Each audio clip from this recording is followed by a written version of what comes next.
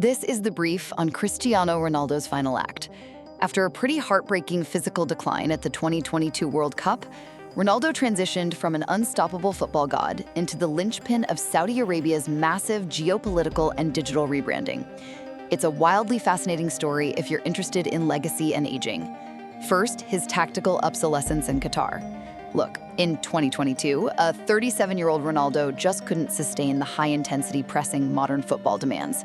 Coach Fernando Santos actually benched him in the round of 16 for 21-year-old Gonzalo Ramos, who literally scored a hat trick. Imagine you're a legendary movie star showing up to set after 20 years, only to be handed a supporting script. The old system was dead, so he had to find an environment where his pure aura was still enough. Second, the Saudi pivot. Now, can one single player actually shift an entire geopolitical strategy? Well, absolutely. His $200 million a year move to Al Nassr was a literal proof of concept for Saudi's Vision 2030. By taking the reputational risk to leave Europe first, he created the psychological safety that allowed megastars like Neymar and Benzema to follow.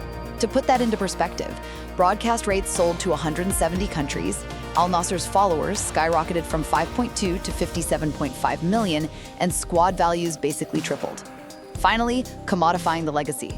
Sure, building a massive digital empire is great, but it doesn't actually stop the physical clock on the pitch. Recognizing this, Ronaldo bypassed traditional media completely. A simple family video generated 16 million likes, and his YouTube channel absolutely exploded to 74 million subscribers through collabs with creators like Mr. Beast.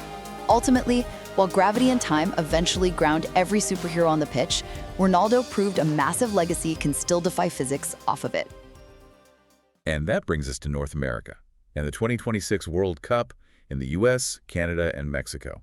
Here we are, looking at a 41-year-old man playing in his record-tying 6th World Cup. Which is an achievement in itself. It is. Yeah. And early in the group stages, it actually looks like he's defying time again. He scores 3 goals in the tournament. He gets a brace, meaning he scores twice in one match against Uzbekistan. Yeah. And crucially, he scores his first ever knockout stage goal against Croatia. So the casual observer sees the ball hit the back of the net and assumes, hey, the superhero is back. Right. 2022 and 2026 World Cups combined, Cristiano Ronaldo recorded exactly 0 successful dribbles past an opponent.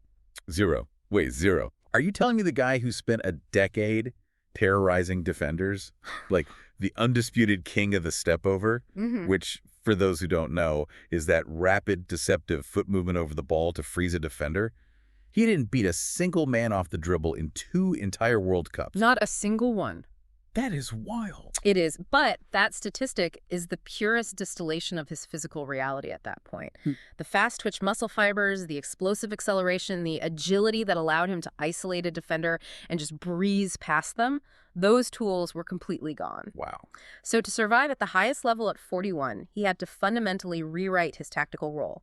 He went from being a dynamic winger who could carry the ball from the midfield and create his own shot out of thin air into what we call a pure penalty box poacher. A poacher meaning he basically just waits inside the 18-yard box near the goal, completely reliant on his teammates to do all the heavy lifting of moving the ball up the field just so he can finish it with one touch. Exactly. It's kind of like a chess player who realizes they no longer have the mental stamina for fast, aggressive, chaotic openings, so they completely abandon that style and rely entirely on slow, late-game positional traps. Right. He figured out how to be in the exact right spot at the exact right millisecond, but he required his team to bring the game to his feet. It's like a master carpenter, losing all his power tools and having to build a house using only a hammer. Yeah. Like, he can still hit the nail with absolute precision, but someone else has to hold the wood in place for him now. Oh, I love that. That is a brilliant way to frame it. And, you cannot discuss his adaptation in 2026 without acknowledging the immense psychological shadow looming over the whole tournament for him. Oh, you mean Messi? I mean Messi. While Ronaldo is struggling to adapt his aging body into this highly dependent poacher role, his eternal rival, Lionel Messi, is simultaneously starring for Argentina. Yeah. Messi had just won the 2022 World Cup, effectively ending the debate for a lot of fans, and was now sitting on a record 20 World Cup goals. Not to mention Messi holding multiple golden balls. which is the official award for the absolute best player of a World Cup tournament. Exactly. The contrast in their late career trajectories was just impossible for anyone to ignore, least of all a hyper-competitive athlete like Ronaldo. I can't even imagine. Having your greatest rival achieve the ultimate prize while your own physical tools are betraying you adds an excruciating layer of mental pressure. Which makes the chronology of his final exit in Texas so intensely dramatic. Let's walk through that match. The round of 16 clash against Spain takes place at the Cotton Bowl in Arlington, Texas. Right. It is a grueling tactical match. Spain is dominating possession, completely starving Ronaldo of the service he desperately needs as a poacher. Because he can't drop into the midfield and take players off the dribble anymore, he is just left isolated up top. Completely stranded. Yeah. He plays the full 90 minutes. He manages 3 shots, but he is repeatedly shut down by the Spanish goalkeeper, Unai Simon. The final whistle blows. Portugal loses 1-0. And the aftermath was this haunting, almost cinematic mirror image of his 2022 exit against Morocco. The cameras capture him walking down the tunnel, and the tears are flowing uncontrollably. It's just devastating. This loss marks his 8th career World Cup defeat, tying a tournament record. All that physical reinvention, all that psychological armor he built over 4 years in Saudi Arabia, and it all ends in the exact same agonizing realization. But look at the duality of his quotes before and after this match. Because despite the visible heartbreak, his public face was one of absolute defiance. Oh, completely. He told the press, quote, "Whatever happens, Cristiano will leave with a clear conscience, 1,000%. He made a very specific point to remind the world that before he came along, the Portuguese national team had won nothing." Right. He pointed to his Euro 2016 victory. Yeah, and the Nations League title. He literally stated, "I won't be less Cristiano if I don't win it."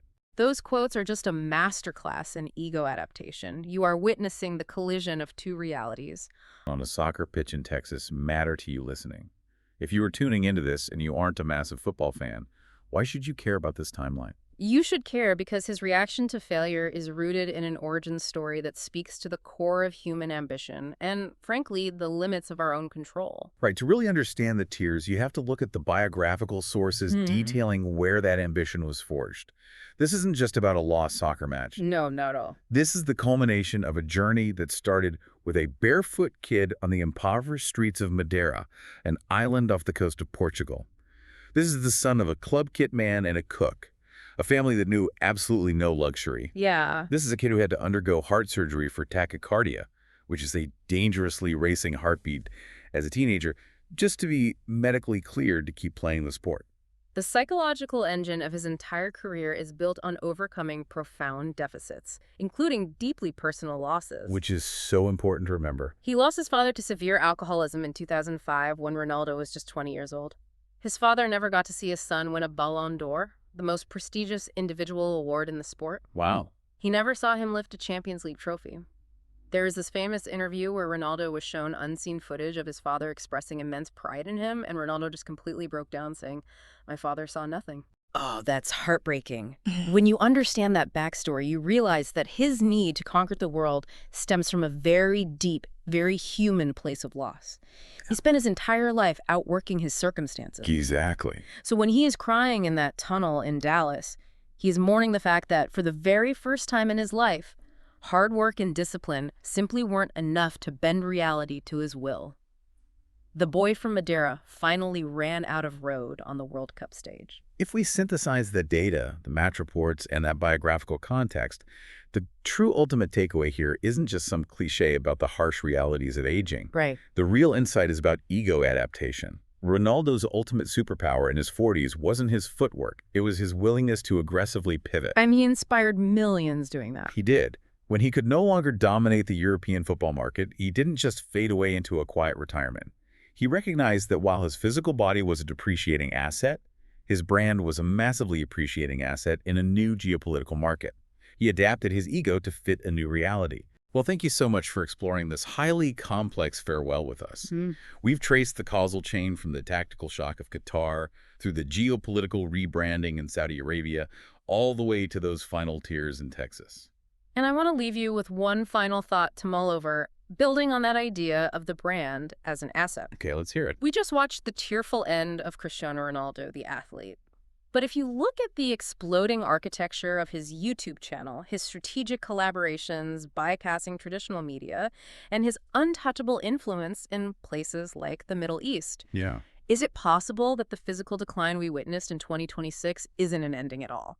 Could the end of his athletic prime actually just be the foundation for an even more powerful, entirely untouchable global media empire? Oh, wow. Something to think about the next time you find yourself needing to pivot in your own life. Remember that superhero glitching we talked about at the start? When they jump and suddenly start to fall. Maybe their superpower didn't disappear. Maybe they just realize they don't need to fly anymore because they've learned how to own the ground they land on. Keep diving deep